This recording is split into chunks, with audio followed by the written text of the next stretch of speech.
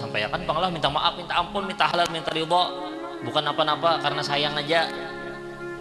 Apabila ada di rumah foto kawinan bahari yang tak buka, kada bakar rodong, simpani aja di dalam, jangan diadak di ruang tamu.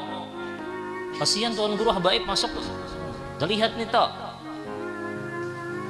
Han sudah disampaikan ini, terserah lagi sudah.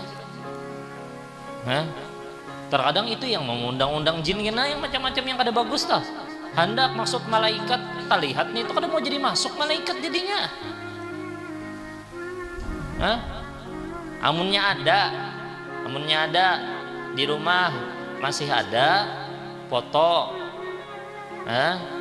kawinan bahari, kalau usah diandak di mana, kalau usah diandak di, amun hendak juga jadi kenang-kenangan pian berdua aja.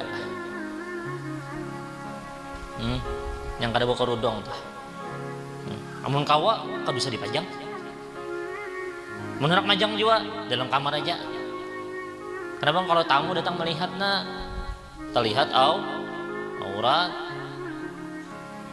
Mudahan bertahan selamat dunia dan akhirat. Mudahan kita bertahan sukses dunia dan akhirat, mati beriman, mati dalam keadaan Allah ridha, disayangi oleh Sayyidina Muhammad.